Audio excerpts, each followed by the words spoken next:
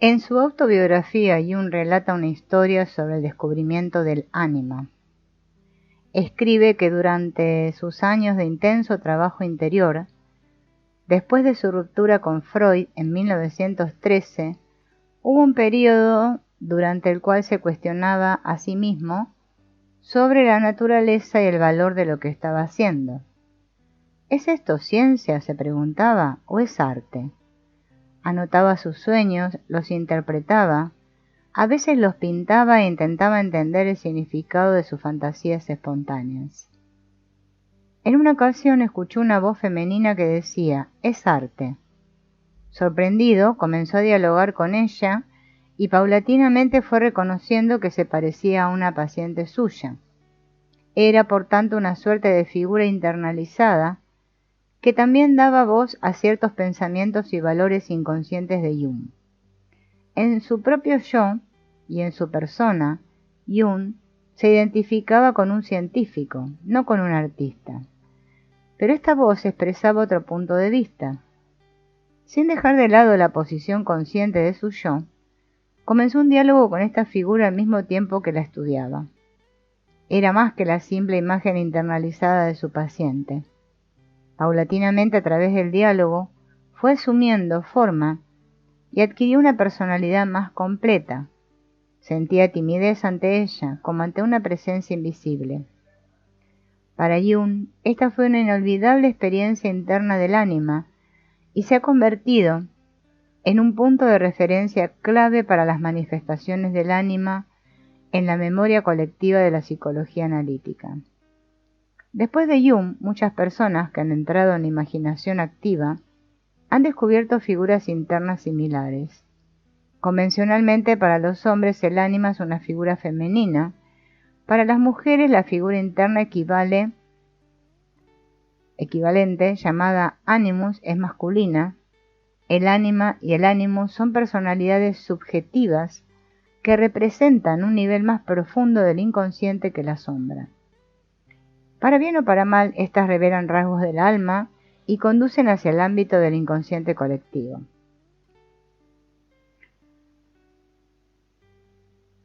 Hablaremos ahora y haremos referencia a esta estructura interna como el anima animus.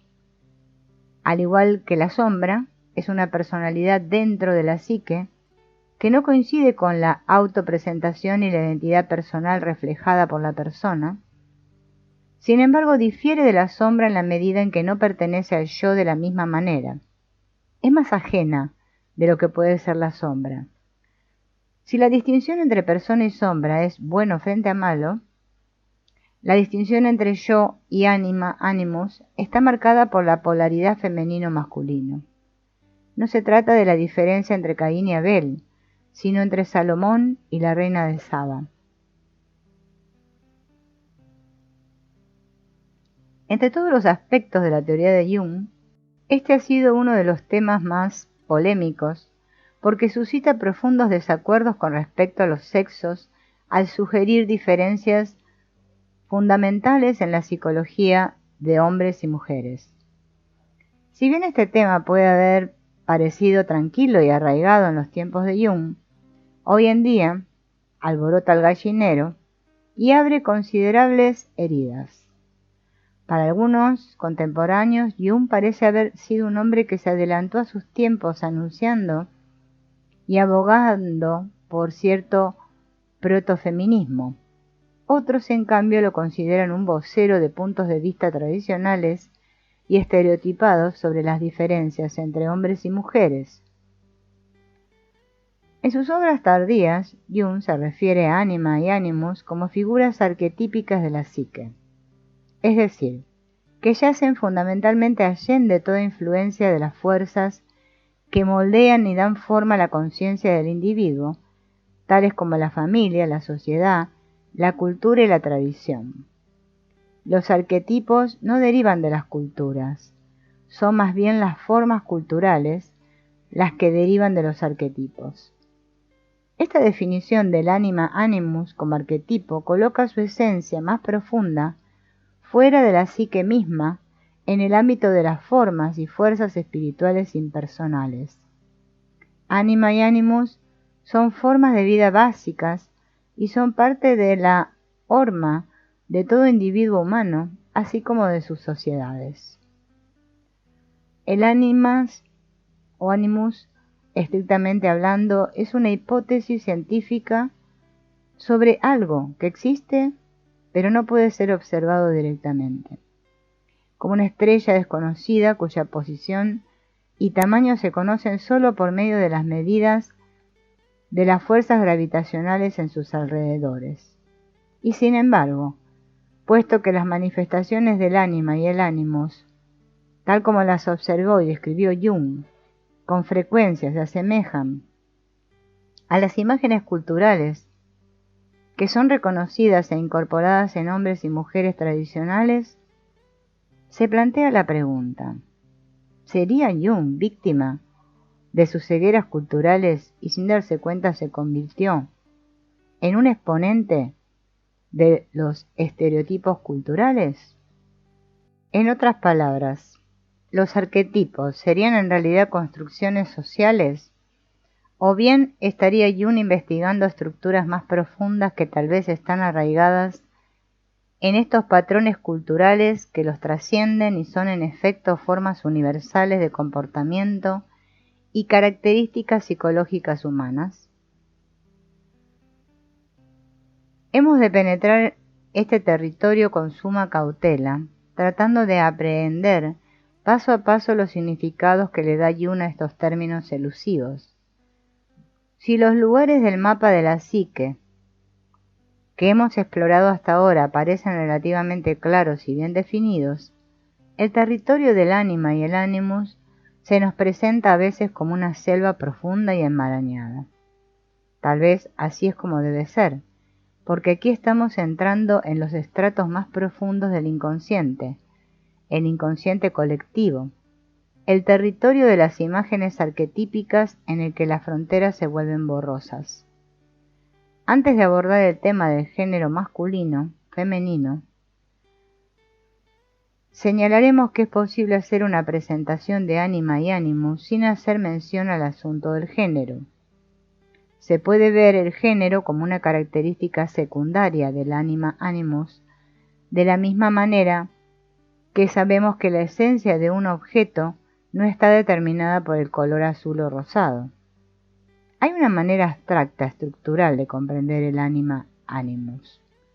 Debido a la posibilidad de hablar de esta característica de la psique como estructura abstracta, usaremos la forma anima animus. Esto indica que se trata de una estructura psíquica común a hombres y mujeres. La terminación diferenciada en a y us será utilizada cuando hagamos referencia a los rasgos de género de este objeto interno de la psique. En términos abstractos, el anima animus es una estructura psíquica que a. es complementaria de la persona y b. conecta al yo con el estrato más profundo de la psique, es decir, con la imagen y la experiencia del sí mismo. La persona es la actitud habitual que un yo adopta para encontrarse con el mundo exterior. Es una personalidad pública y facilita la adaptación a las exigencias de la realidad física, principalmente la realidad social. Es un complejo funcional, para decirlo con las palabras que utiliza Jung. Funciona como la piel sobre el cuerpo, aportando una barrera protectora entre el yo y el exterior. De manera similar, el anima animus es un complejo funcional, pero en este caso tiene que ver con la adaptación al mundo interior. La función natural del animus, así como la del anima, consiste en procurar un vínculo entre la conciencia individual y el inconsciente colectivo.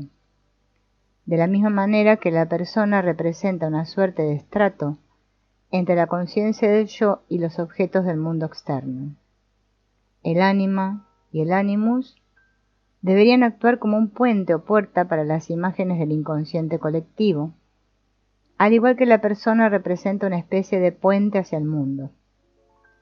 En otras palabras, el anima animus le permite al yo entrar y experimentar en las profundidades de la psique. En 1921, libre de su dependencia de Freud y dispuesto a lanzar sus propias perspectivas sobre la psicología profunda, Jung publicó Tipos psicológicos, obra en la cual resume su nueva teoría para ese momento. En esa obra aparecieron muchos términos nuevos que fueron utilizados para definir su visión revisada de la naturaleza y la estructura de la psique. Jung le da amplia cobertura a los conceptos de ánima y animus en las entradas sobre alma e imagen de alma. Estas definiciones, aunque algo mecánicas y simplistas, ayudan a establecer límites y dar forma a sus términos, cuando menos de la manera que los utilizaba para aquel momento. Al abordar la definición del ánima animus, Jung confronta esta noción con la de persona. La persona tiene que ver exclusivamente con la relación con los objetos, mientras el ánima animus tiene que ver con las relaciones del yo con el sujeto. Por sujeto, entendemos ante todo aquellos vagos y velados sentimientos, pensamientos, sensaciones y desasosiegos que fluyen en nosotros sin provenir de ninguna continuidad de la experiencia consciente demostrable del objeto, sino que emanan como una influencia perturbadora, inhibidora, o a veces colaboradora, proveniente de las oscuras profundidades internas. Aquí el sujeto es principalmente el mundo del inconsciente, no el yo. Este es el lado subjetivo de la psique, su base, su espacio interior. Contiene objetos internos, por decirlo de alguna manera, llamados a veces imagos por Jung, o simplemente imágenes o contenidos. Dado que el término sujeto en este contexto específico se refiere al inconsciente, podemos deducir lógicamente que así como existe una relación con el objeto externo, una actitud externa, es decir, la persona, existe también una relación con el objeto interno, una actitud interna. Jung conviene que es comprensible que esa actitud interna, por su naturaleza extremadamente íntima e inaccesible, sea mucho más difícil de discernir que la actitud externa, tan inmediatamente perceptible por todo el mundo. A uno le resulta fácil observar el trato de un individuo con los demás, pero hace falta una mayor sutileza para poder ver cómo las personas se tratan a sí mismas. ¿Cuál es su actitud hacia el mundo interno? ¿Es receptiva y cálida? ¿O es severa e hipercrítica? Muchos individuos generosos hacia el mundo externo son sus peores enemigos consigo mismos, sus jueces más crueles y sus más intransigentes críticos, pero esto permanece velado detrás de una persona encantadora y altruista. O bien puede darse que un individuo sea extremadamente juzgador de los demás, mientras trata su propia vida interior con una condescendencia llena de sentimentalismo. Es necesario conocer bien a la gente antes de lograr saber cómo se trata en realidad a sí misma. ¿Se toma en serio? ¿Se trata como si fuera un niño? La manera en que alguien se siente con respecto a su propio y profundo ser interior es lo que caracteriza su actitud anima animus. Jung dice, un hombre no se dejará alterar en lo más mínimo por sus procesos internos, otro en cambio estará a su total merced.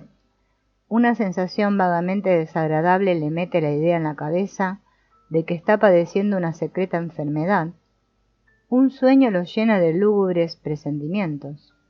Un hombre podrá tomarlos como algo fisiológico, otro los atribuye al comportamiento de sus vecinos, otro en cambio encontrará en ellos una revelación religiosa. Así pues, la actitud interna se correlaciona con un complejo funcional, tan específico como la actitud externa. Aquellos que aparentan pasar completamente por alto sus procesos psíquicos internos no dejan de tener una actitud interna típica, así como aquellos que constantemente descuidan el objeto externo y la realidad de los hechos no por ello dejan de tener una típica actitud externa. Lo anterior resume la definición estructural del anima animus presentada por Jung en 1921. El anima animus es una actitud que rige la propia relación con el mundo interno del inconsciente, la imaginación, las impresiones, ideas, estados de ánimo y emociones subjetivas. Hasta ahora esto no nos dice nada sobre el contenido o sobre el género femenino o masculino de esta estructura. La definición esquemática habitual consiste en decir que el ánima es lo femenino interno en un hombre y el animus es lo masculino interno en una mujer.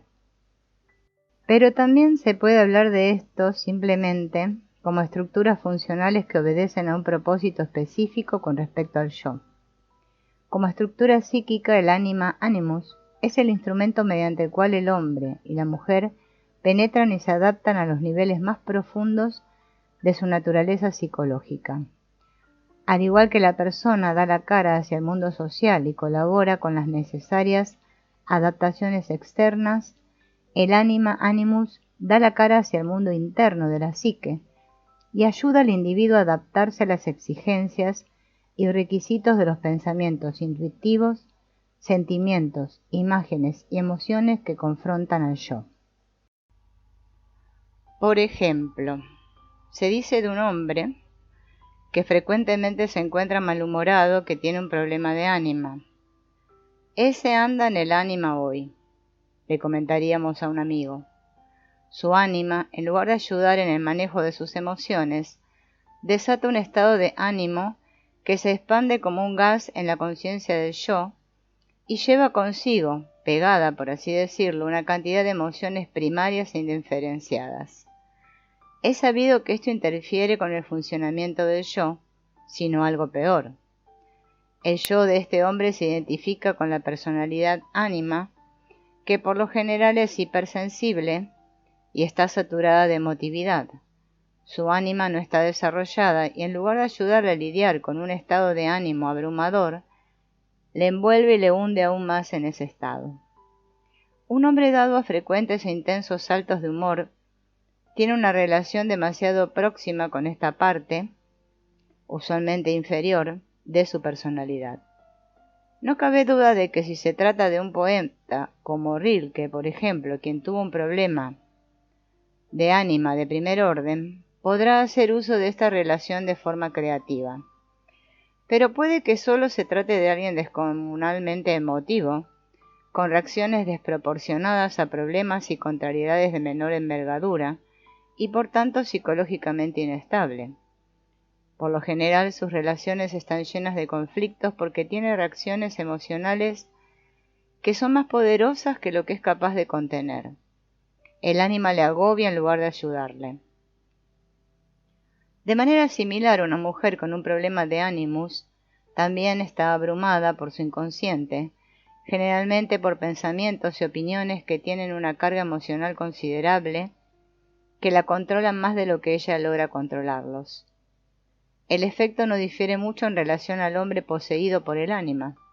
Sin embargo, en el caso de la mujer, el acento suele ser más intelectual.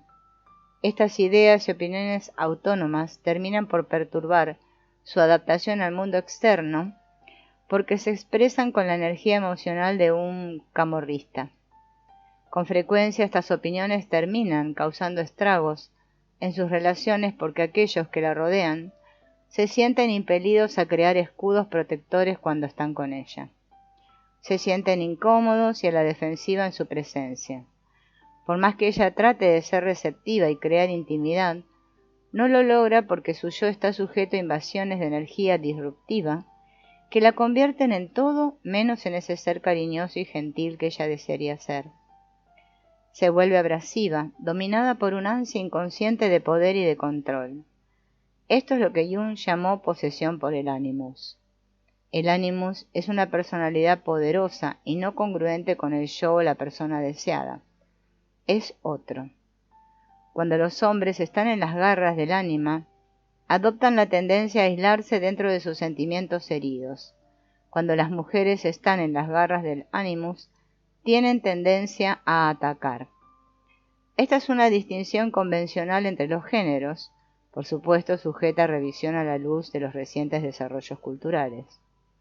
Sin embargo, en ambos casos, sea cual sea el contenido de la posesión, el mundo interior inconsciente no está suficientemente refrenado, contenido, y la necesidad emocional e irracional irrumpe perturbando las relaciones normales con los otros y con la vida en general. La posesión por el ánima animus abre de par en par las puertas del inconsciente y deja pasar todo aquello que tiene suficiente energía para cruzar el umbral. Animosidad y caprichos irrumpen y se llevan todo por delante. El control de los impulsos se reduce a su mínima expresión. Deja de haber contención de los pensamientos o de las emociones. Claro está que esto es también un problema del yo. Es síntoma de un yo insuficientemente desarrollado, que no puede cargar y contener los contenidos que normalmente emergen a la superficie de la conciencia y requieren de reflexión y digestión antes de ser expresados verbal o físicamente. Sin embargo, también existe el problema de un desarrollo insuficiente de la estructura del ánima animus. Esta falta de desarrollo puede compararse con la de un músculo atrofiado. No tiene resistencia y no es adecuado para llevar a cabo el trabajo que le corresponde. Es típico entonces que los hombres busquen a una mujer para que les ayude a lidiar con sus emociones, y las mujeres generalmente buscarán a un hombre que pueda recibir sus pensamientos inspirados y pueda hacer algo con ellos. Así es como otros entran al ruedo de las relaciones yo-ánima-animus. Describiremos un desarrollo psicológico ideal, por teórico e improbable que pueda ser, de la siguiente manera. Las partes consciente e inconsciente del sistema psíquico trabajan juntas en una interacción equilibrada y armónica, y esto ocurre en parte entre el ánima animus y la persona. En este caso el yo no se ve inundado por material de fuera o de dentro, sino más bien recibe ayuda y se siente protegido por estas estructuras.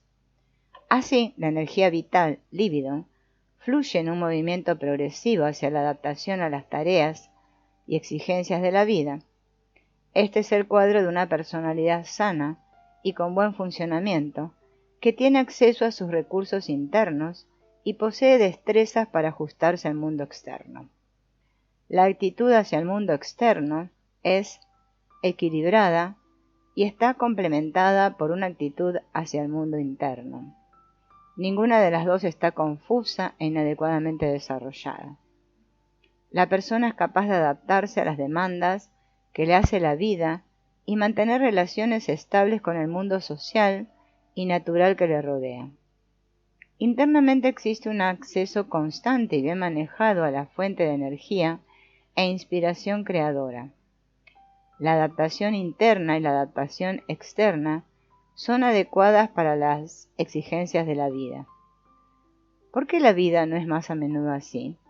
De hecho, muchas personas experimentan algo parecido de vez en cuando durante sus vidas. Esos serían los buenos momentos en el trabajo y en el amor. Pero frecuentemente estos son solo intervalos de corta duración, en un cuadro más bien marcado por los conflictos. Una razón de peso para esto es que nos desarrollamos de manera desigual y que en nuestra cultura contemporánea se le presta muy poca atención al verdadero desarrollo interior. Aquello que Jung llamó la cultura individual por oposición a la cultura colectiva basada en la persona, en nuestro fuero interno la mayor parte de nosotros somos extremadamente primitivos. Solo cuando nos desprendemos de la persona y el ánima animus abre las puertas hacia los estratos más profundos del inconsciente, cuando por ejemplo en la mitad de la vida el yo se siente desgarrado por el conflicto entre persona y ánima animus, es cuando la necesidad de desarrollo interior se vuelve imperante y uno comienza a tomarla en serio. Si bien esto puede parecer un brote de neurosis, también puede ser una llamada a reanudar la individuación y un desafío para llevar el viaje más profundamente hacia los caminos del desarrollo individual. Jung conocía con fluidez las lenguas clásicas y le resultaba natural y conveniente utilizar estas fuentes para nombrar las figuras y estructuras de la psique. Ánima significa alma en latín y animus significa espíritu. No existe gran diferencia de significado entre estos dos términos en latín. Si pensamos en el alma, ánima, que abandona el cuerpo en el momento de la muerte, tal como creían los griegos y los romanos, eso equivale a hablar de la partida del espíritu, animus. Con frecuencia se asocia espíritu con aliento o aire, y capturar el último aliento de una persona cuando abandona el cuerpo es capturar el alma de esa persona. Por lo tanto, los términos espíritu y alma son prácticamente intercambiables. Ambas palabras hacen referencia también al mundo interno, a lo espiritual y a los sentimientos. Las preguntas que surgen con respecto al ánima y el ánimos son: ¿qué clase de alma tengo? ¿Qué clase de espíritu? Queda claro que Jung no está hablando del sentido religioso de la palabra alma cuando utiliza el término ánima. No se refiere a la parte inmortal del ser humano, tal como hacen los escritos religiosos al utilizar ese término. Jung lo adapta a la psicología y con él quiere referirse al lado oculto de la personalidad de un hombre. Asimismo, con el término animus, no hace referencia a algo metafísico y trascendente como el Espíritu Santo, por ejemplo, sino al lado recóndito de la personalidad de una mujer. La terminación de las palabras indica una diferencia de género. Por su desinencia, ánima es femenino y animus es masculino, de modo que al asignar estos términos, uno a los hombres y otro a las mujeres, Jung quería mostrar la diferencia fundamental, es decir, arquetípica existente entre los sexos. Si bien solía decir que todos los seres humanos comparten los mismos arquetipos, en este caso afirma que los hombres tienen uno y las mujeres otro. Si esa no hubiese sido la intención de Jung, podría haber utilizado el mismo término para ambos, o podría haber inventado un término como anime, pero no lo hizo, y eso es significativo. ¿En qué manera y por qué hombres y mujeres son diferentes en este elemento interior esencial? Jung argumenta que ambos géneros poseen componentes y cualidades tanto masculinos como femeninos. En alguno de sus escritos vincula esto con el hecho de que ambos poseen material genético masculino y femenino. Sus diferencias empíricas son meramente una cuestión de grado. En este planteamiento, Jung es tal vez un protofeminista. Parece que siempre evitó dividir la especie humana en dos géneros claramente diferenciados con poco en común. En su teoría, tanto hombres como mujeres son a la vez masculinos y femeninos. Sin embargo, estas cualidades están repartidas de forma diferente, y esta diferencia es arquetípica, no es cultural ni social. En otras palabras, no se trata de una diferencia que pueda eliminarse mediante cambios en la política social. En este sentido se aleja considerablemente de las feministas contemporáneas, que pretenden que hay muy poca diferencia psicológica esencial entre hombres y mujeres, por no decir ninguna. Jung dice que los hombres son masculinos por fuera y femeninos por dentro, y que las mujeres son lo contrario. Las mujeres son receptivas y propensas a las relaciones en su yo y su persona, y en cambio son duras y penetrantes en el otro lado de su personalidad. Los hombres son fuertes y agresivos hacia afuera, y son blandos y propensos a las relaciones en su interior. Si retiramos a las personas de los varones y mujeres adultos, la percepción del género se revierte. Las mujeres serán más duras y controladoras que los hombres, y los hombres serán más protectores y propensos a relacionarse que las mujeres.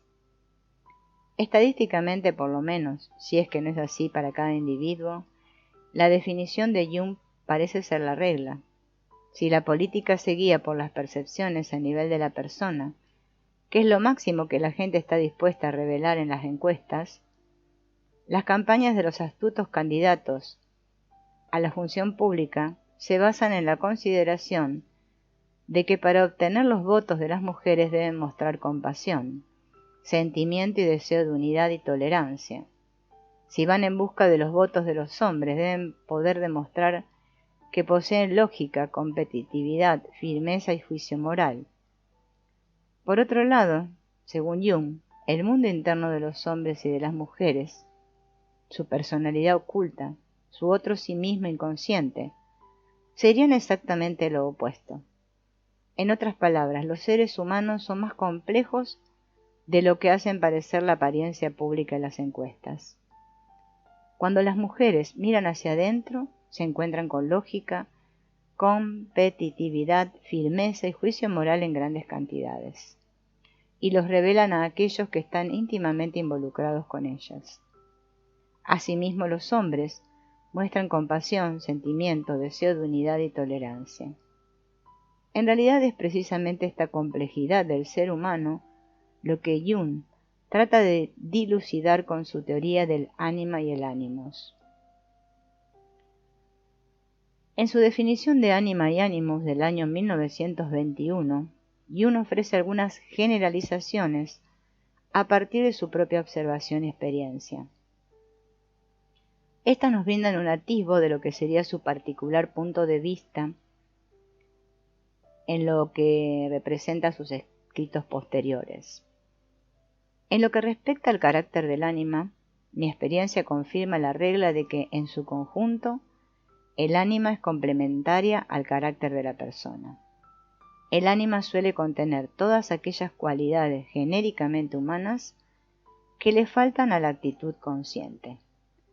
Para ese momento aún no había introducido su noción de sombra. Esta diferenciación entre sombra y ánima animus sería contemplada más adelante, y la sombra absorbería muchos de los contenidos complementarios de la persona, pero excluidos de la identidad consciente por ser incompatibles con su imagen.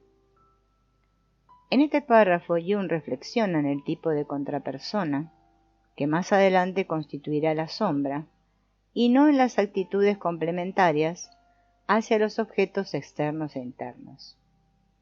El ánima usualmente contiene todas aquellas cualidades genéricamente humanas que le faltan a la actitud consciente. Una figura típica es el tirano atormentado por pesadillas, sombríos presentimientos y angustias íntimas. Su ánima contiene todas aquellas fallidas y débiles cualidades humanas de las que carece la persona. Si la persona es intelectual, el ánima es, con toda seguridad, sentimental. Si bien esas características serán posteriormente atribuidas a la sombra, esta es la línea de pensamiento que lo conduce al tema del género. La naturaleza complementaria del ánima afecta también a la condición sexual. Una mujer muy femenina tiene un alma masculina, y un varón muy masculino tiene un alma femenina. La razón se debe al hecho de ver la estructura ánima-animus como complemento de la persona, por lo cual los rasgos de género quedan incluidos y formando parte de su imagen. Si la persona de un hombre contiene las cualidades y características culturalmente asociadas con la masculinidad, los rasgos de personalidad que no resultan conformes con esa imagen serán reprimidos y se agruparán en el ánima, que es la estructura complementaria inconsciente. El ánima entonces contiene los rasgos que típicamente se identifican como femeninos en esa cultura. De allí que un hombre muy masculino en su persona sea a su vez femenino en el ánima. Pero, ¿qué sucede con las mujeres que no son en exceso femeninas y con los hombres que no son muy masculinos en sus personas? ¿Acaso la mujer, cuando no es muy femenina, tiene un animus no masculino? ¿Y un hombre que no es muy masculino tiene un ánima no femenina? Jung se vería obligado a dar seguimiento a esta línea de pensamiento, tomando en cuenta sus premisas. Es posible que algunos individuos no estén muy polarizados internamente entre rasgos masculinos y femeninos. El estilo más andrógino de las últimas décadas se ha apartado claramente de la clásica polaridad de géneros entre machos agresivos y hembras pasivas. Las mujeres visten y se comportan de maneras más masculinas que las mujeres de generaciones anteriores, y muchos hombres son más femeninos en sus personas de los que fueron sus antepasados. ¿Cómo afecta esto a las cualidades del ánima y el ánimos? A medida que cambian las imágenes colectivas predominantes con respecto al vestir y el comportamiento correcto para mujeres y varones, las imágenes internas del ánima y ánimos también se irán modificando. Según esta regla, todo lo que permanece fuera de la adaptación consciente a la cultura imperante en la que se desenvuelve el individuo, va a ser sustraído al inconsciente para concentrarse alrededor de la estructura que Jung designó con el nombre de ánima-ánimos. Para un hombre extremadamente afeminado, la actitud interna ánima tendrá cualidades más bien masculinas, pues es lo que ha quedado fuera de la adaptación de la persona. ¿Qué significan entonces estas cualidades de género cuando se intenta definir la naturaleza y la cualidad de la actitud interna, es decir, del ánima animus? Lo masculino ha sido definido casi universalmente con adjetivos tales como activo, duro, penetrante, lógico, asertivo, dominante. Lo femenino ha sido definido como receptivo, suave, dador, nutricio, emocional, propenso a la relación y a la empatía. Ya se encuentren en un cuerpo de varón o de mujer, estas categorías de atributos suelen permanecer estables. La polémica gira alrededor de asociar estas categorías con el género. Algunas mujeres son más masculinas que femeninas en su persona, algunos hombres son más femeninos que masculinos, pero esto biológicamente no cambia sus géneros como varones o mujeres. Los términos chinos yin y yang son propuestas más adecuadas y neutras para estos grupos de atributos y pueden utilizarse en lugar de los términos masculino y femenino. A partir de esto, Jung diría que la actitud interna muestra las cualidades que permanecen fuera de la persona. Si un individuo es yang en la persona, él o ella será yin en la estructura ánima-ánimos.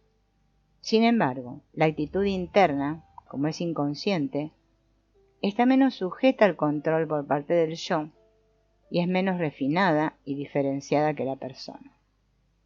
De tal manera que es un yang inferior lo que aparece en un individuo cuya persona está dominada por yin, y es un yin inferior lo que emerge en los momentos de distracción de una conciencia dominada por el yang.